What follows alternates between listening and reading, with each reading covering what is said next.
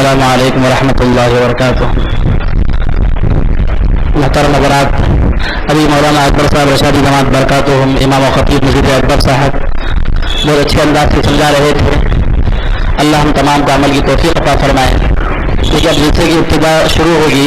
ہمارے بڑوں کا اصول رہا ہے کہ جب بھی کوئی ایسا پروگرام ہو، جلسہ منعقد ہو، اس جلسے کی ابتدا، اس جلسے کا شروع خلاف کلام پاک سے، اللہ کے کلام سے شروع کیا جائے گا، کیونکہ اللہ کے نبی صلی اللہ علیہ وسلم کا فرمان ہے اعوذ باللہ من الشیطان الرجیم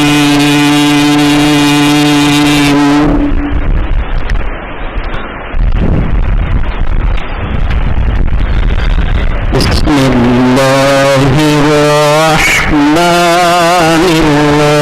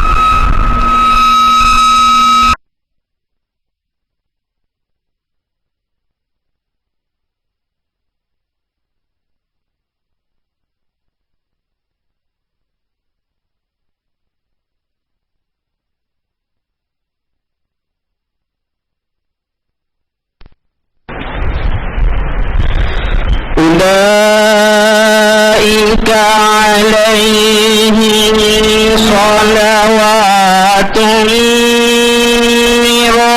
ربهم ورحمة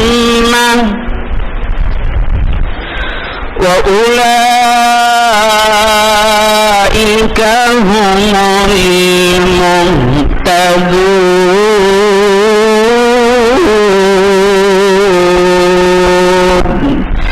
صدق اللہ العظیم.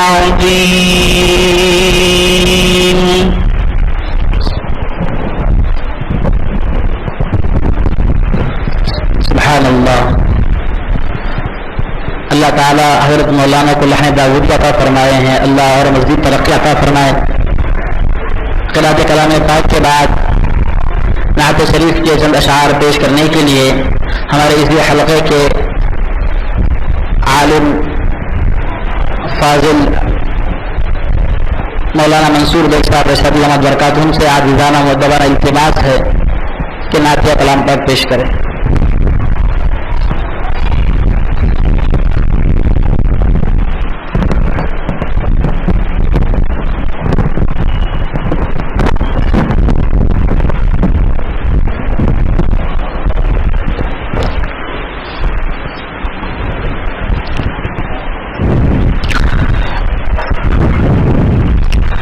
السلام علیکم.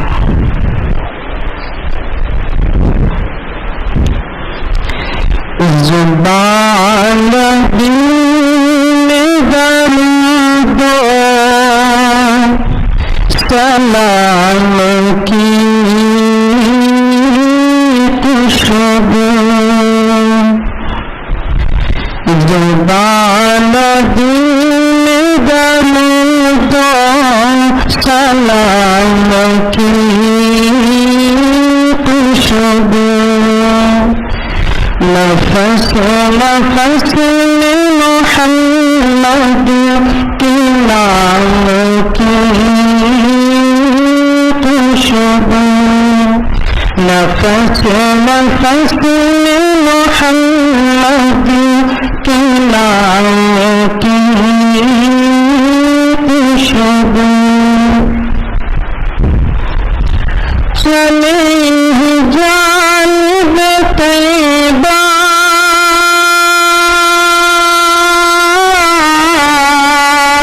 مثال پروانہ،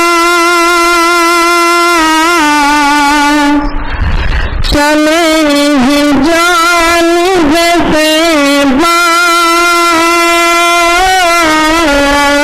مثال پروانہ، کشش فضائے شمع انام کی خوشبو، کشش فضائے شمع انام کی خوشبو، وہ عرض پاک جہاں چاروں سو مہکتی ہے، وہ عرض پاک جہاں چاروں سو مہکتی ہے، رسول پاک علیہ السلام کی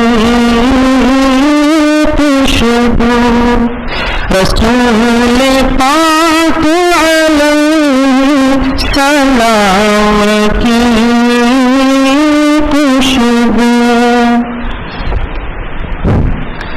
وہ سرزمین مدینہ وہ جنت فردوس، وہ سرزمین مدینہ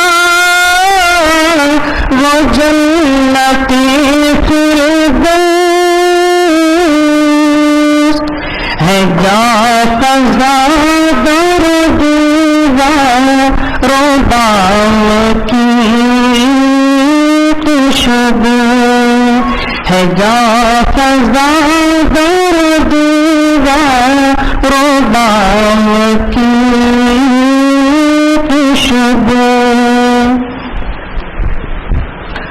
وہ مشک بوی امامت کے محیط حرم، وہ مشک بوی امامت کے محیط حرم، رکوع سجدہ کو دو قیام کی خوشبو، رکوع سجدہ کو دو قیام کی خوشبو، کلی کلی میں تبسم نماں چدر، کلی کلی میں تبسم نماں چدر،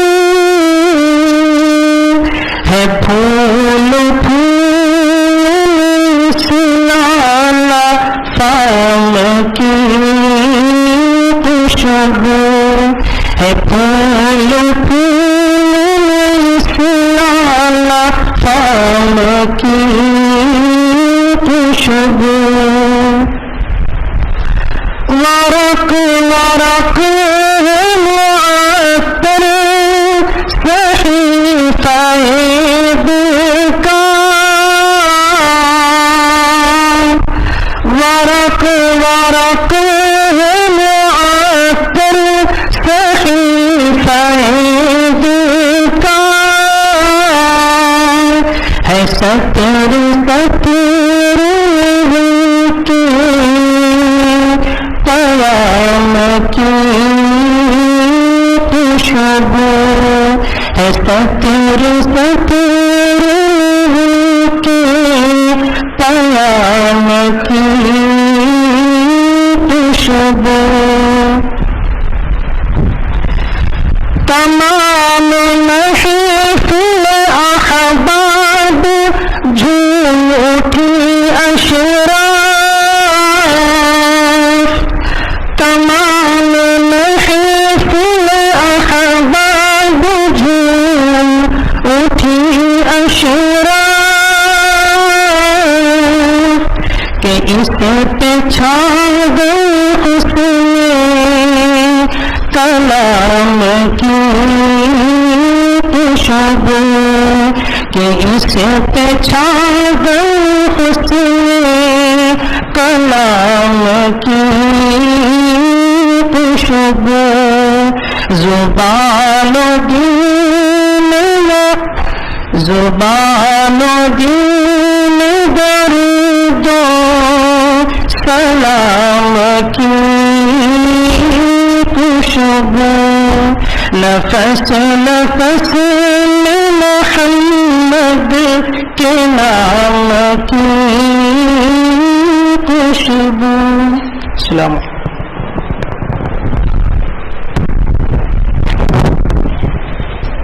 محترم علماء کرام و بزرگان محترم، اب ہم اپنی اصلی مقصد کی طرف، جس مقصد کے تحت ہم لوگ یہاں پر جمع ہوئے ہیں، آپ تمام حضرات جانتے ہیں کہ ہمارا یہ عظیم الشان جلسہ عام جس کا عنوان ہے پیغام کربلا و اصلاح معاشرہ، ہماری اس جلسے کی صدارت استاد محترم حضرت مولانا مفتی عبد الرحمن صاحب رشادی وقاسمی دامت برکاتہم فرما رہے ہیں. وہ بانی و محتمم ہیں دارالعلوم عین الہدیٰ ننجی کٹکور کے، لہذا میں حضرت والا سے عاجزانہ مؤدبانہ التماس کرتا ہوں کہ حضرت اپنے قیمتی خطاب سے موصول.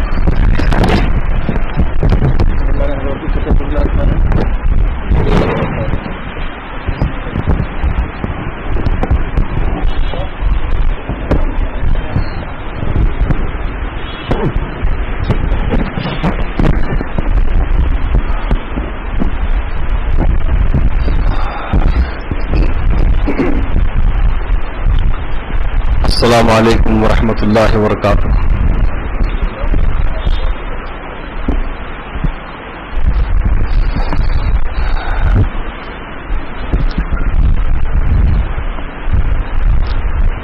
الحمد للہ نحمده ونستعینه ونستغفره ونؤمن به ونتوکل علیہ ونعوذ باللہ من شرور انفسنا ومن سیئات اعمالنا من يهده الله فلا مضل له ومن يضلل فلا هادي له ونشهد أن لا إله إلا الله وحده لا شريك له ونشهد أن سيدنا ونبينا ومولانا محمدا عبده ورسوله. أما بعد فقد قال الله تبارك وتعالى في كلامه القديم: أعوذ بالله من الشيطان الرجيم، بسم الله الرحمن الرحيم. قد أفلح من تزكى وذكر اسم ربه فصلى بل تؤثرون الحياة الدنيا والآخرة خير وأبقى.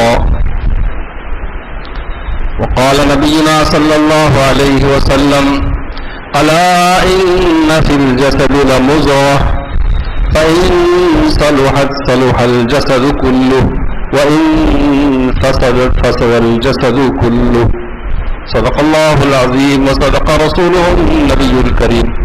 ونحن على ذلك لمن الشاهدين والشاكرين والحمد لله رب العالمين.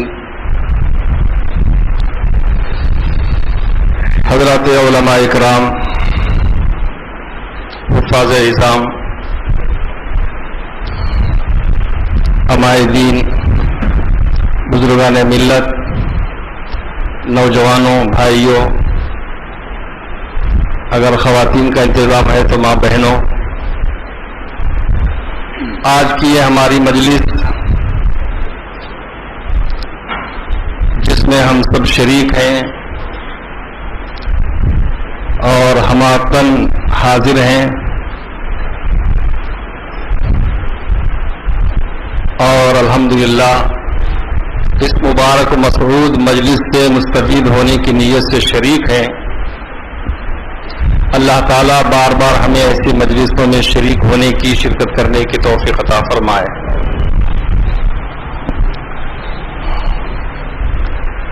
جگہ درمیان میں بہت خالی ہے، گزارش ہے ذرا قریب ہو جائیں، مجمع بہت آ رہا ہے، آنے والوں کو موقع مل جائے گا. بہت کشادہ بیٹھنا، آرام سے بیٹھنا نہیں، بعض والوں کو ذرا قریب کر لیں، جگہ بہت بن جائے گی. اور ہمارے بزرگ حضرات جو کرسیوں پر تشریف فرمائے ہیں،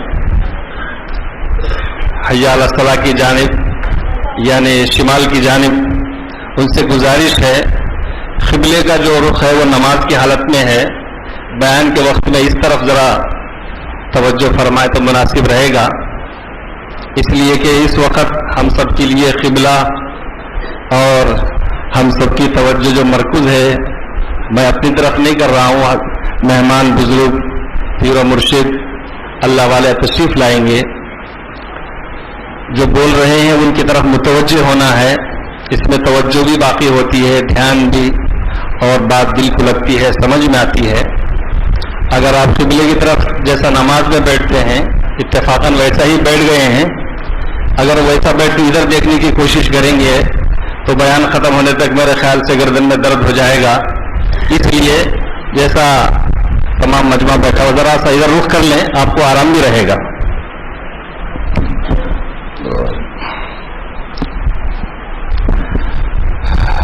عزیزوں، بزرگوں، دوستوں، ہمارے بزرگ مولانا محمد طلحہ صاحب دامت برکاتہم، وہ ہمارے آج کے اس پروگرام کے مہمان خصوصی ہیں. وہ انشاءاللہ بہت جلد آپ کے سامنے حاضر ہوں گے، انشاءاللہ ہم سب ان سے مستفید ہوں گے. لیکن حضرت جو باتیں ہمارے سامنے پیش کرنے والے ہیں، جس عنوان پر ہمارے سامنے بات آنے والی ہے، اس کا ایک ہلکا سا خاکہ یا مقدمے کے طور پر، یا یوں سمجھیے کہ ایک بڑی بلڈنگ بننے سے پہلے بیسمنٹ تیار کیا جاتا ہے. میں آپ کے سامنے مختصر بات عرض کروں گا. ہر چیز کا ایک ظاہر ہوتا ہے، ایک باطن ہوتا ہے. ہر چیز کا ایک ظاہر ہوتا ہے اور ایک باطن ہوتا ہے. ظاہر کیا ہے؟ نظر آنے والی چیز. جیسا آدمی مثلا کھڑا ہو جائے، اس کا ایک ظاہر چہرہ، ہاتھ، پیر، سر وغیرہ وغیرہ، اور ایک دوسری چیز ہوتی ہے، وہ ہے اندرون، جسے باطن کہا جاتا ہے. وہ ہے آدمی کے جسم میں اندر چھپا ہوا دل. عام طور پر ایک قانون کلی نہیں بلکہ للاکثر حکم الکل کے تحت کہا جا سکتا ہے، اکثر ہر چیز میں ظاہر مطلوب نہیں ہوتا، مقصود نہیں ہوتا، اندرون مطلوب ہوتا ہے، مقصود ہوتا ہے. اسی طرح سے انسان کا ایک ظاہر ہے، شکل و صورت، رنگ اور روپ، جسم کی بناوٹ، اس کی ساخت، اس کی حیت، آدمی کالا، گورا، سولا، ایک دم لال، مختلف قسم کے اس کے رنگ ہوتے ہیں. قد و قامت کے اعتبار سے بڑا بھی ہوتا ہے، چھوٹا بھی ہوتا ہے، ایک دم اتنا چھوٹا بھی ہوتا ہے لوگوں کے لیے ایک تعجب کا ذریعہ بن جاتا ہے. بعض دفعہ اتنا لمبا ہو جاتا ہے کہ اس کا نام اخباروں کی سرخیوں میں آ جاتا ہے، لوگوں کی زبانوں پر آ جاتا ہے، جس کے چرچے ہوتے ہیں، گینیز بک میں اس کا نام آ جاتا ہے. یہ ظاہر ہے. اور ایک باطن ہے جو نظر نہیں آتا. اندرون جو انسان کا ہوتا ہے دل، مگر وہ نظر نہیں آتا. ظاہری شکل تو نظر آتی ہے مگر اندر کا جو دل ہے وہ نظر نہیں آتا، وہ چھپا ہوا رہتا ہے. لیکن اس ظاہری تمام اعضاء کا، اس انسانی ڈھانچے کا پورا دار و مدار، اس کی صحت اور عافیت، اس کی سلامتی اس اندرون کے اوپر ڈپینڈ ہوتی ہے، موقوف ہوتی ہے. اسی کو اللہ کے پیارے نبی صلی اللہ علیہ وسلم نے ارشاد فرمایا، ہر انسان کے ڈھانچے میں، جسم میں ایک گوشت کا لوتھڑا ہوتا ہے، جو خون سے بھرا ہوا گوشت کا ٹکڑا ہوتا ہے. اگر وہ صحیح و سلامت رہے، وہ اپنا کام برابر کرتا رہے، اس کی حرکت برقرار رہے، چالو رہے اور جاری رہے، تو یہ باہر کا جو ڈھانچہ ہے یہ صحیح سالم رہے گا، سلامتی سے کام کرتا رہے گا. اور جس وقت میں، جس لمحے وہ حرکت دل کی جو نظر نہیں آنے والا ہے اندر میں ہے، جیسے اس کی حرکت بند ہو گئی یا بیچ میں گیپ آ گیا تو یہ پوری ظاہر کی جو بدن کی ساخت ہے، جسم کا ڈھانچہ ہے، ڈھیر بن جائے گا. یہ بات ہم سب اچھی طرح جانتے ہیں. جب ہارٹ پر اٹیک ہو جاتا ہے، یہ پوری باڈی ایک چابی جیسا ہی گھما دیے گاڑی کی، پوری گاڑی حرکت میں آ جاتی ہے، چلنے لگتی ہے، جو کچھ کرنا ہے آگے کام کرے گی. جیسے ہی اسے بند کر دیا، پوری گاڑی سائلنٹ ہو جاتی ہے، خاموش ہو جاتی ہے، ٹھنڈی ہو جاتی ہے. نظر نہیں آنے والی چیز کی بڑی اہمیت ہے. اسی لیے اللہ کے پیارے نبی صلی اللہ علیہ وسلم نے ارشاد فرمایا، ان اللہ لا ينظر الى صورکم واموالکم.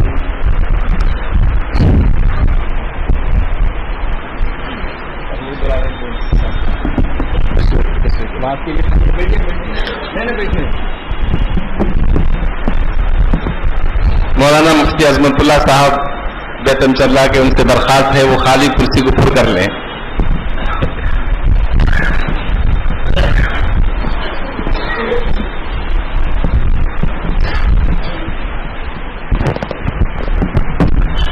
ظاہری جو ڈھانچہ ہے اس کی اہمیت نہیں ہے. اسی لیے حضور صلی اللہ علیہ وسلم کے دربار میں خوبصورت سے خوبصورت صحابی بھی ہیں اور شکل و صورت سے کالے کلوٹے بھی موجود ہیں. ظاہری شکل و صورت کی وجہ سے کوئی فرق نہیں کیا گیا. اللہ کے پیارے نبی صلی اللہ علیہ وسلم نے فرمایا، ان اللہ لا ينظر الى صورکم واموالکم ولكن ينظر الى قلوبکم واعمالکم. اللہ تعالیٰ اپنے بندوں کی شکل صورت کو، ان کی ظاہری ڈھانچے کو نہیں دیکھتے، اور اس کے پاس جو بھی ساز و سامان ہے، مال و دولت ہے، اس کی توجہ بالکل نہیں فرماتے. وہ مقصود نہیں ہے، وہ مطلوب نہیں ہے، پھر کیا ہے؟ آگے فرمایا وَلَٰكِنْ يَنظُرُ إِلَىٰ قُلُوبِكُمْ وَأَعْمَالِكُمْ۔ اللہ تعالیٰ جسے دیکھتے ہیں، جسے پرکھتے ہیں اور جسے چاہتے ہیں وہ دل ہے، اور دل کی صحت کی وجہ سے، صحیح و سالم ہونے کی وجہ سے اس کے جسم سے نکلنے والے جو اعمال ہیں اس کی طرف اللہ توجہ فرماتے ہیں۔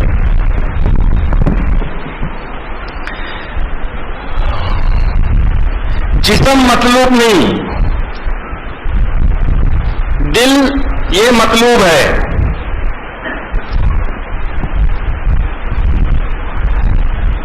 اسی لیے جو چیز مقصود ہوتی ہے اس کی اہمیت بڑھ جاتی ہے، اس کی قدر بڑھ جاتی ہے، اس کی حفاظت کا انتظام زیادہ کیا جاتا ہے، اس کو اچھے سے اچھا بنانے کی کوشش کرتے ہیں، اسے تیار کرنے کی کوشش کرتے ہیں۔ جیسا 2 ویلر 4 ویلر ہے، اس میں ہر دیکھنے والا گاڑی کی طرف توجہ کرنے والا ٹائر اور ٹیپ کو نہیں دیکھتا، اس کے انجن کو دیکھتا ہے۔ اسی طرح سے انسان کا ظاہری ڈھانچہ، جسم، یہ مقصود نہیں ہے، دل مقصود ہے۔ اس جسم کے بننے کے لیے اللہ تبارک و تعالی نے بہت کم وقت رکھا۔ جسم بنتا ہے ماں کے پیٹ میں، کہاں بنتا ہے؟ ارے کوئی فیکٹری تو نہیں ہے نا اب تک، الحمدللہ۔ وہ ایک ہی قدرت کا نظام ہے، وہ ماں کا پیٹ۔ اللہ نے اس کو بنانے کے لیے منیمم 6 مہینے، میکسیمم 2 سال، اور جو کامن چل رہا ہے وہ 9 مہینے۔ 9 مہینے میں یہ پورا جسم مکمل ہو جاتا ہے۔ ذرا پہلے آئے تو مشکل، ذرا دیر ہو گئے تو مشکل، لیکن اس کے بننے کا چاہے کلر کون سا بھی ہو، اعضا کس قسم کے بھی ہو، مضبوط ہو، کمزور ہو، کچھ بھی ہو، بینا ہو یا نابینا ہو، اپاہج ہو یا معذور ہو، پاگل ہو یا عقل مند ہو، جیسا بھی ہو، اس کا جسم بنتا ہے 9 مہینے میں۔ لیکن دل سے مراد وہ ٹکڑا ہی نہیں، اس کے اندر میں پیدا ہونے والے جو صفات ہیں، اس دل کو بنانے کے لیے، اس کے اندر میں آنے والے صفات کو بنانے کے لیے اللہ تبارک و تعالیٰ نے موقع دیا ہے موت تک۔ جسم چونکہ مطلوب اور مقصود نہیں ہے، وہ 9 مہینے میں بن جاتا ہے۔ اگر بننے کی جگہ بگڑ گیا، ایک ہاتھ پورا نہیں ہوا یا کوئی عضو ناقص رہا، اسی نقصان کے ساتھ، کمی کے ساتھ ماں کے پیٹ سے باہر آ گیا۔ جسم چونکہ مقصود نہیں ہے، اس لیے لنگڑا پیدا ہوا تو بھی جی لیتا ہے، اندھا ہے تو بھی جی جاتا ہے، پاگل ہے تو وہ اور بھی زیادہ جی جاتا ہے۔ کسی نہ کسی طرح سے جسم کے اعضاء میں کمی بیشی ہو گئی تو کسی طرح جی لیتا ہے، کوئی نہ کوئی اسے سہارا دیتا ہے۔ اللہ تعالیٰ کسی نہ کسی کو ذریعہ بناتے ہیں، اس کے پرورش کا سامان مہیا کر دیتے ہیں۔ اب یہ دل کا جو معاملہ ہے، چونکہ یہ مقصود ہے، اہم ہے، اور اللہ تعالیٰ اسی کو دیکھتے ہیں، اس کے اندر میں آنے والے صفات کو دیکھتے ہیں، اور پھر اس کے اندرون میں جیسا ہوگا اس کے مطابق جو اعمال ظاہر ہوتے ہیں اسے دیکھتے ہیں۔ اس لیے اس دل کو بنانے کے لیے، اس دل کو صحیح و سالم تیار کرنے کے لیے، اس پر محنت کرنے کے لیے اللہ نے موقع دیا ہے موت تک۔ کب تک؟ یہ دل اللہ سے آشنا ہو جائے، اللہ کو پہچاننے لگے، میرا خالق کون ہے، میرا رازق کون ہے، میرا مربی کون ہے، میرا محسن کون ہے، میرا ماوا و ملجا کون ہے، یہ دل آشنا ہو جائے اللہ کی ذات گرامی سے، اس کے اندر وہ صفات، وہ کیفیات، وہ چیزیں پیدا ہونے کے لیے اسے موقع دیا اللہ نے موت تک بھی اگر اس مقصود مطلوب دل کے اندر وہ صفات پیدا ہو جائے جسے اللہ دیکھنا چاہتے ہیں، وہ اخلاق پیدا ہو جائے جسے اللہ پسند کرتے ہیں، اور ان برے اخلاق سے بچیں جسے اللہ ناراض ہوتے ہیں، جس سے نبی کریم صلی اللہ علیہ وسلم ناراض ہوتے ہیں، اس طرح اس دل کی تربیت کرنا، اسے سنوارنا، اسے بنانا، اس کے لیے موقع اللہ نے موت تک دیا ہے۔ جسم چونکہ مقصود نہیں ہے 9 مہینے میں بن گیا، دل چونکہ مقصود ہے اس کے لیے موت تک مہلت دی گئی، موقع دیا گیا، یہاں تک کہ خاتمے سے تھوڑی دیر پہلے تک، آخری وقت غرغرہ لگنے سے پہلے تک بھی اگر استغفار کر لے، توبہ کر لے، دل کو اللہ کی طرف متوجہ کر لے، مخلوق سے ہٹا لے، ایک اللہ کی طرف اپنے دل کو متوجہ کرے تو وہ کامیاب ہے۔ اسی کو کہا قد افلح من تزکا۔ جسم کا بنانا تو الحمدللہ اس کے لیے ماحول ہے، اس کے لیے اسباب موجود ہے، کسی کے بولنے بتانے کی ضرورت نہیں، ماحول سے آدمی خود بخود سیکھ لیتا ہے، عمل کرنے لگتا ہے، لیکن وہ مقصود نہیں ہے۔ قیامت کے دن یہ نہیں پوچھا جائے گا آپ فلاں صابن استعمال کر کے گورے کیوں نہیں بنے، فلاں چیز کھا کر خبیث تڑنگے مضبوط کیوں نہیں بنے، جسم کو کیوں اچھی طرح نہیں پالا، یہ نہیں پوچھا جائے گا، یہ چیز مقصود نہیں ہے، اس لیے یہ تو خبریے میں کیڑے مکوڑے کی غذا بن جاتا ہے۔ مگر جو اللہ والے ہوتے ہیں ان کا مقام ہی الگ ہے، وہ باپ ہی الگ ہے، انشاءاللہ حضرت ان کے بارے میں تفصیل سے بولیں گے۔ تو اس وقت میں تزکیہ نفس کی اصلاح، ظاہری جسم کی اصلاح، سدھارنا، ہم سب اچھی طرح جانتے ہیں کیا کھائے تو موٹے ہوتے ہیں، کیا کھائے تو بیمار ہو جاتی۔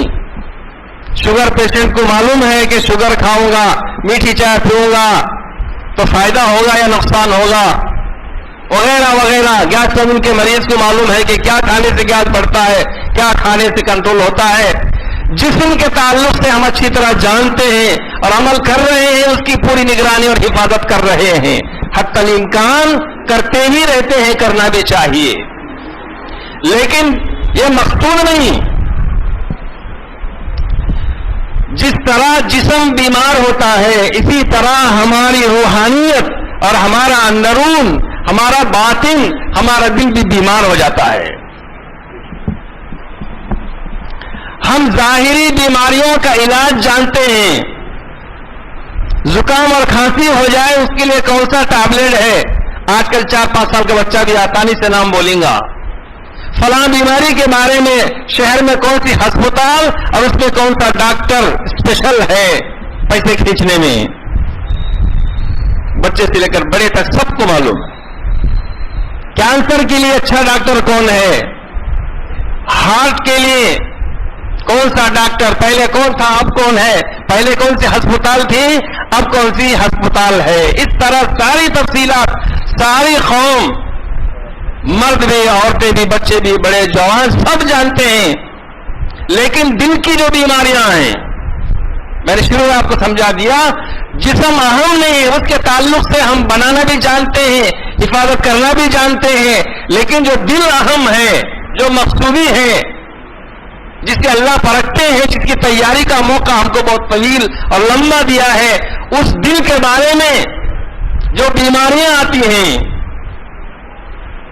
ریاکاری ایک بیماری، تکبر ایک بیماری، یہ اندرونی غیبت کرنا ایک بیماری، جھوٹ بولنا ایک بیماری، دھوکہ دینا ایک بیماری، وغیرہ وغیرہ بیماریوں کی بہت تفصیل ہے. ہر وہ چیز جس سے اللہ اس کے رسول ناراض ہوتے ہیں وہ سب باطنی امراض ہیں، مگر یہ بیماریاں ہم کو نظر نہیں آتے اور ہمارے ڈاکٹر کو بھی جو جسمانی ماہر ہے اسے بھی نظر نہیں آتے. اور ہمارا مسئلہ اسی باطن پر ہے، اسی دل پر ہے.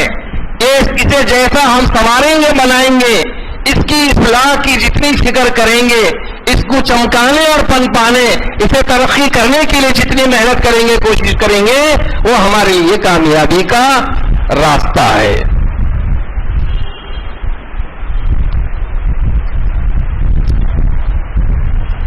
تزکیہ بہت ضروری چیز ہے.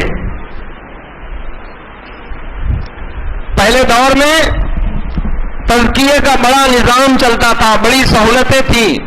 اللہ والے اپنی خانقاہوں میں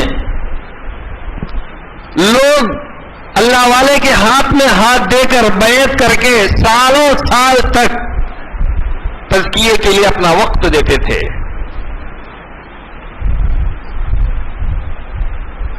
اب ظاہری فرائض کو، نماز روزہ زکوٰۃ حج کو ہم نے سب کچھ سمجھ لیا، اندرون کی جو بیماریاں خرابیاں کمزوریاں اس کی طرف ہمارا قطعاً کوئی ذہن نہیں. نماز پڑھ لیے بھاگ لیے، چل چل بہت دیر ہو گئی، اندر میں جو ہمارا نفس بیٹھا ہوا بولے گا نکل نکل دیر ہو گئی. یہ امام صاحب لمبی نماز پڑھاتے ہیں، لمبی دعا کرتے ہیں، جمعہ کا خطبہ بڑا لمبا ہوتا ہے، بھول کر آگا آئندہ کبھی نہیں آنا. اس طرح سے اندرون کی جو ہماری بیماریاں ہیں اس کے اصلاح کی ہمیں فکر نہیں ہے، یا اگر ہے تو بہت کم ہے. گھوڑے پر آدمی سواری کرتا ہے یا بائک پر سواری کرتا ہے یا کسی بھی سواری پر جب سوار ہوتا ہے، سواری کی اہمیت ہوتی ہے یا سوار کی اہمیت ہوتی ہے؟ ارے ایک تو ہے سواری، واہنم، تیلگو میں واہنم بولتے نا. چاہے گھوڑا، اب تو گھوڑا نہیں ہے، اب تو خالی دوڑا ہے، دوڑ رہا ہے. جس پر ہم سواری کرتے ہیں یا بیٹھتے ہیں، استعمال کرتے ہیں، وہ اہم ہے یا بیٹھنے والا سوار اہم ہے؟ سب بولیں گے کیا بڑی باریک بات پوچھ رہے ہیں حضرت. سواری کا تو مقام ہوتا ہے، سواری کی کیا حیثیت ہے؟ کہیں ایکسیڈنٹ ہوتا ہے، کار کے ٹکڑے ٹکڑے ہو گئے، اس کے بارے میں کوئی نہیں پوچھتا کتنا ٹوٹے ہیں، کیا ٹائر خالی ہے بچا ہے. آدمی کے بارے میں پوچھا جاتا ہے کہ سوار خیریت سے ہے کیا نہیں. آج میرے بھائی بزرگوں دوستو اس سے اندازہ لگاؤ، ہمارا جو باطن ہے یہ سوار ہے اور یہ ہمارا جو ظاہر ہے یہ سواری ہے. سمجھ میں نہیں بات نہیں. اب ہم جو بنانے لگے ہیں، سنوارنے لگے ہیں، جس کو سجانے لگے ہیں، آراستہ و پیراستہ کرنے لگے ہیں، وہ ہمارا جسم، اس کی حیثیت کیا ہے؟ سواری کی، بائک کی. ارے ایک آدمی گاڑی کو سجا رہا ہے، فرارے لگا رہا ہے، وہ لگا رہا ہے، بہت سجا لیا اور خود میلے کپڑے پہن کر بیٹھا ہوا ہے. کیا بولیں گے؟ پاگل دی گریڈ. عقل ٹھکانے پر ہے یا نہیں ہے؟ ارے گاڑی کی کیا حیثیت ہے؟ آپ کو تو بن ٹھن کر بیٹھنا چاہیے، آپ کی بڑی اہمیت ہے. آپ میرے کچیلے ہیں اور گاڑی کی بڑی فکر کر رہے ہیں. آج ہمارا ماحول، کلچر، سوسائٹی، سماج اسی انداز پر چل رہا ہے. ہماری جو روح ہے، جو ہمارا جو باطن ہے وہ سواری ہے، سوار ہے، اور یہ جو جسم ہے یہ سواری ہے. ہم ظاہر کے بنانے میں لگ گئے، اچھے سے اچھا کپڑا ہونا، اعلیٰ سے اعلیٰ چیزیں ہونا، لیکن ہمارا جو اندرون ہے اس کی اہمیت بالکل نہیں، اس کو سدھارنے اور سنوارنے کی فکر نہیں. اسی کا نام ہے تزکیہ نفس. اس نفس میں بہت ساری بڑی بڑی خرابیاں، برائیاں، بیماریاں دل کو پاک کرنا تمام برائیوں سے، گندگیوں سے، آلودگیوں سے صاف و پاک کرنا، اور اس قابل بنانا کہ اللہ اسے دیکھے، اللہ اسے پسند کرے۔ وَلَٰكِنْ يَنظُرُ إِلَىٰ قُلُوبِكُمْ، دلوں کو اللہ دیکھتے ہیں۔ کیسے دل کو اللہ دیکھتے ہیں؟ ایسے دلوں کو دیکھتے ہیں جس میں انانیت نہ ہو، جس میں ریاکاری نہ ہو، جس میں دھوکہ دہی نہ ہو، کسی مسلمان کی ایذا رسانی کا جذبہ نہ ہو۔ ان تمام عیوب سے پاک ہے، وہ پاک اللہ کے دیدار کے قابل ہے۔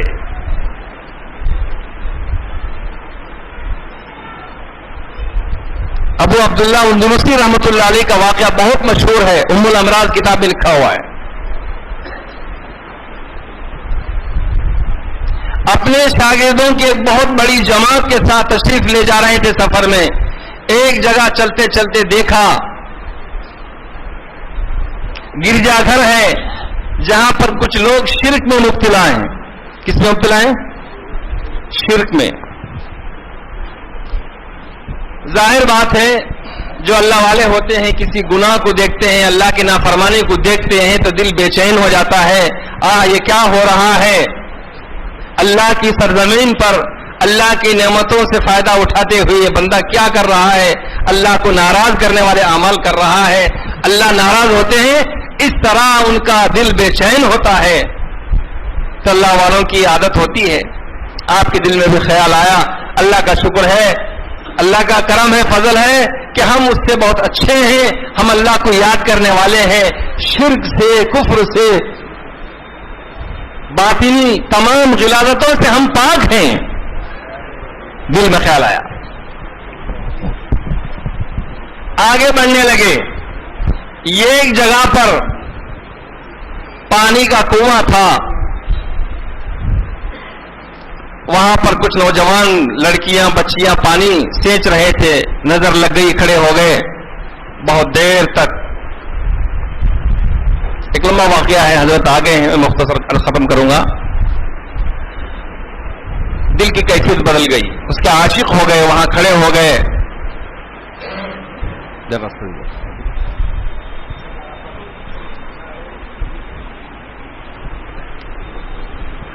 السلام علیکم۔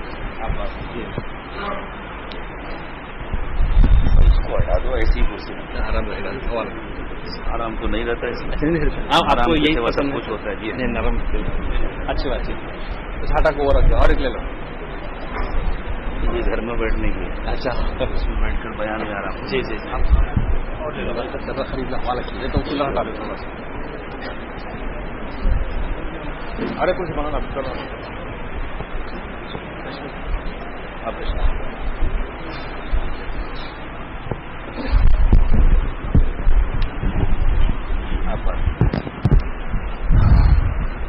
عزیز و بزرگوں، حضرت تشریف لا چکے ہیں۔ آپ آمد تیمم برخاست، حضرت کا قیمتی وقت میں ضائع کرنا نہیں چاہتا۔ مختصر یہ ہے کہ واقعہ مشہور ہے، آپ سب سن چکے ہیں۔ تو حضرت کی دل کی کیفیت بدل گئی، اس کے بعد ایک لمبے عرصے تک اللہ کی طرف سے آزمائش ہوئی، پھر شاگردوں کے رونے دھونے، رجوع اللہ ہونے کے بعد پھر دوبارہ اصلی کیفیت پر آ گئے۔ شاگردوں نے پوچھا، حضرت یہ کیا ماجرا ہے، یہ کیا حال آپ پر طاری ہو گیا تھا، اتنی بڑی تبدیلی، ہم سب پریشان تھے۔ حضرت نے فرمایا، صرف اتنی بات ہوئی کہ جب میں نے یہ شرک و کفر کی جگہ میں لوگوں کو دیکھا تو میرے دل کے اندر اپنے افضل ہونے کا خیال دل میں پیدا ہوا، گویا میں بہتر ہوں، یہ کم ہے، اپنے آپ کو بڑا سمجھنا یہ اللہ کو پسند نہیں آیا۔ اللہ نے میری تمام اور روحانی کیفیتوں کو سلب کر لیا، بہت بڑی آزمائش ہوئی۔ تو پھر ایک چھوٹا سا معمولی سا وہم اور خیال ایک بڑے سے بڑے اللہ والوں کے ساتھ اتنی بڑی آزمائش کا ذریعہ بن سکتا ہے، تو ماں و شما کا کیا شمار ہے، آپ کا اور ہمارا کیا ٹھکانہ ہے، کیا کہہ سکتے ہیں۔ بس ہم سب کو باطنی فکر کی ضرورت ہے، تزکیہ نفس کی ضرورت ہے۔ اللہ کا شکر ہے، اللہ تعالیٰ تزکیہ نفس کا سامان بھی، چونکہ یہ लाड़िल हबीब सल्लल्लाहु अलैहि वसल्लम की लाड़िल उम्मत है। हर दौर में अल्लाह ने इसकी कामयाबी का, इसकी नजात का, इसे सिरात मुस्तकीम पर ले जाने का सामान फराहम कर रहे हैं।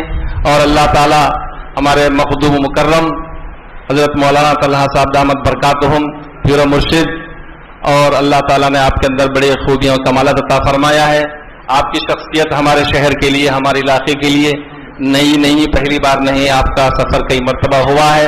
अल्हम्दुलिल्लाह अल्लाह ताला का ये करम है कि अल्लाह ताला ऐसे बुजुर्गों की बार बार हमको मायत और आपकी मजलिस में बैठने का शर्फ अता फरमाया। हम सब दुआगो हैं, दस्त बदुआ हैं कि अल्लाह ताला ऐसा मौका में बार बार नसीब फरमाए। तमाम हाजिरीन से गुजारिश है, लोग अभी बहुत से आने का अंदाज़ा है, जो जगह दरमियान में अगर खाली नज़र आ गई उसे पुर कर लें, और जो हजरात बाहर हैं वो अंदर आने की जगह अगर है तो कोशिश करें। बहरहाल जमकर जुड़कर सुकून के साथ, इत्मीनान के साथ हजरत वाला के हिदायत को सुनकर अमल करने की नीयत से बैठें। अल्लाह ताला हम सबके जमा ने कबूल फरमाए। हजरत से बिला ताखीर गुजारिश है कि हजरत का इंशाअल्लाह खिताब होगा, नात होगी, एक नात शरीफ होगी, उसके बाद इंशाअल्लाह हजरत का खिताब होगा। तिलावत होगी, तिलावत नात हो गई।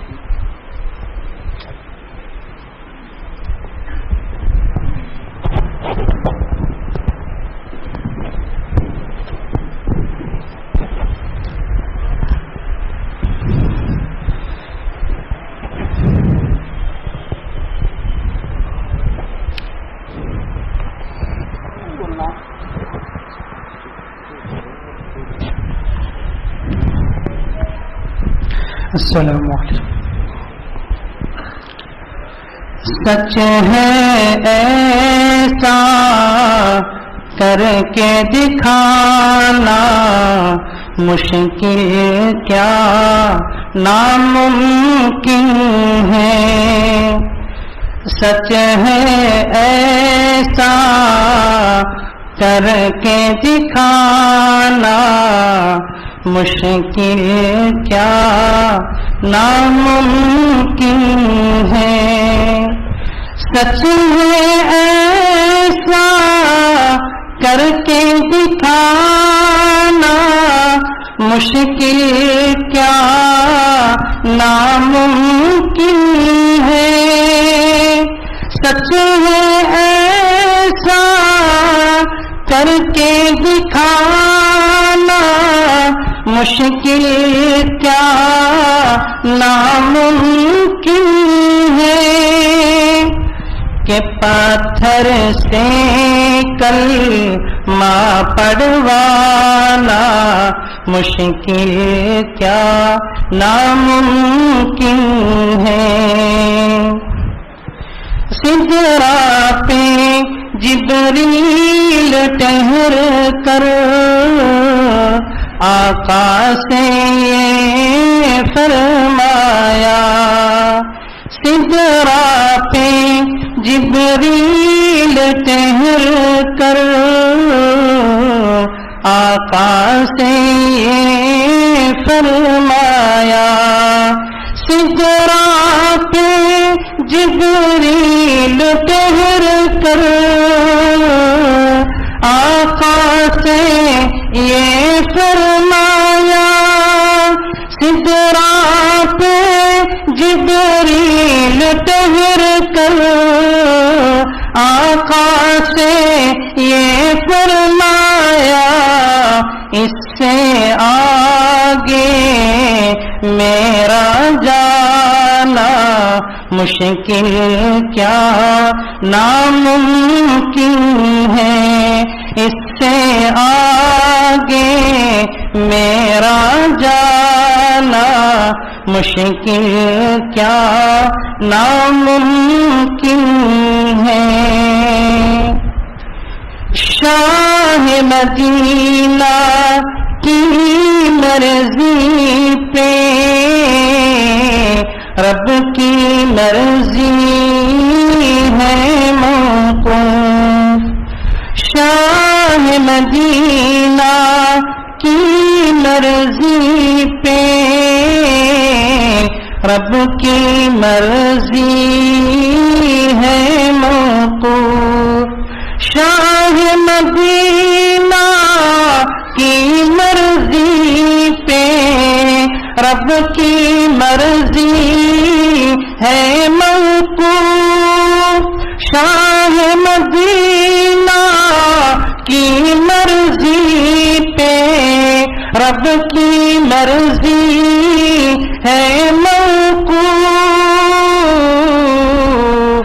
وہ روٹھے تو رب کو منانا مشکل کیا ناممکن ہے وہ روٹھے تو رب کو منانا مشکل کیا ناممکن ہے سچ ہے ایسا کر کے دکھانا مشکل کیا ناممکن ہے کہ پتھر سے کلمہ پڑھوانا مشکل کیا ناممکن ہے. ماشاءاللہ. محترم حضرات، آپ سے گزارش ہے کہ اوپر جگہ خالی ہے، اگر یہاں پر آپ حضرات کو نیچے جو ان کو مشکل ہو رہا ہے اور بہت سارے حضرات آنے والے ہیں، لہذا آپ حضرات سے گزارش کی جاتی ہے کہ اوپر بھی تشریف لے جائیں. سکون و اطمینان کے ساتھ آواز اوپر بھی آئے گی. محترم حضرات، آج ہمارا یہ جلسہ عظیم شان جلسہ عام جو منعقد کیا گیا ہے، جس کے مہمان خصوصی ہیں ہمارے پیر و مرشد، رہبر و رہنما، ہمارے پیشوا، رئیس المفسرین، ترجمان اہل سنت والجماعت، حضرت مولانا سید محمد طلحہ صاحب قاسمی نقشبندی احمد فیوزہم، جو خلیفہ و مجاز ہیں حضرت مولانا پیر ذوالفقار صاحب نقشبندی رحمت برکاتہم کے. محترم حضرات، حضرت کا ایک بہت بڑے علمی گھرانے سے تعلق ہے. اتنا وقت نہیں ہے کہ وہ تمام تفصیلات اور حضرت کے سامنے عرض کر دوں، لیکن پھر بھی جتنا مجمع یہاں پر آیا ہے، جتنے علماء آئے ہیں شہر کے، بیرون کے، اطراف و اکناف کے، اسی وجہ سے حضرت کا نام سن کر ہی آئے ہیں. حضرت ایک ماہر مفسر قرآن ہیں. آپ حضرات بلکہ بڑے بڑے علماء حضرت کی مجلس میں بیٹھنے کے بعد، حضرت کا خطاب سننے کے بعد اپنے کم علمی کا اعتراف کر کر اٹھتے ہیں. اور حضرت کی خصوصیت ہے کہ حضرت کو جو بھی قرآن کی آیت پڑھی جاتی ہے قرأت کلام پاک میں، یا جو بھی آیت حضرت پڑھتے ہیں تو دین کو، مکمل دین کو اس آیت کے اندر نچوڑ دیتے ہیں. جب حضرت کا خطاب سنتے ہیں تو ایسا لگتا ہے کہ واقعتاً یہ اللہ کا کلام ہے، یہ ایسے ہی ہونا چاہیے. اب بلا تاخیر ہم حضرت والا سے عاجزانہ مؤدبانہ التماس کرتے ہیں کہ حضرت والا اپنے خطاب سے رحمت.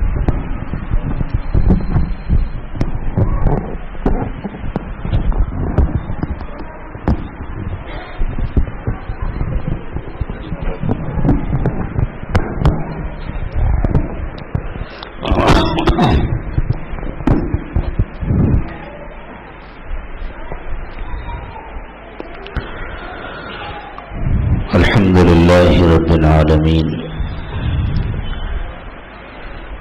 والصلاة والسلام على سيدنا محمد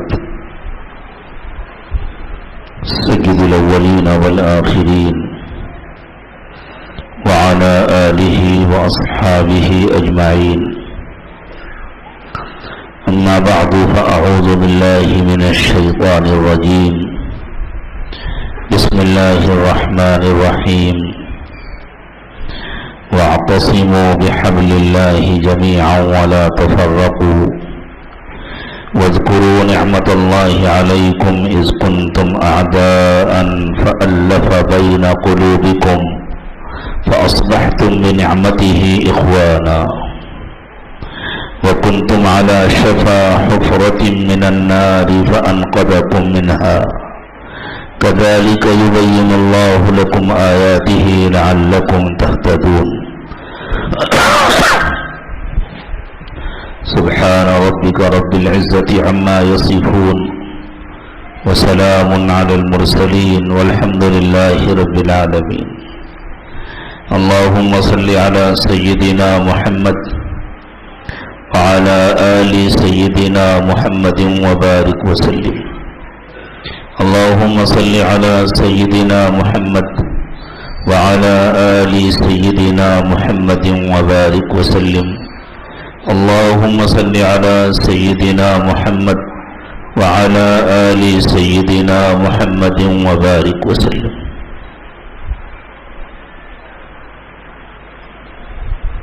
دنیا میں ہر چیز کی کامیابی کا تعلق اس سے ہے کہ اس چیز کو بنانے والے نے جس مقصد کے لیے بنایا ہے وہ مقصد اس سے حاصل ہو رہا ہو. اگر وہ مقصد حاصل ہو رہا ہے تو بہت ساری خرابیاں بھی برداشت کر لی جاتی ہیں، اور اگر وہ مقصد نہیں حاصل ہو رہا تو خوبیاں بھی نظر انداز کر دی جاتی. آپ دیکھیں اس بلب کو بنانے والے نے روشنی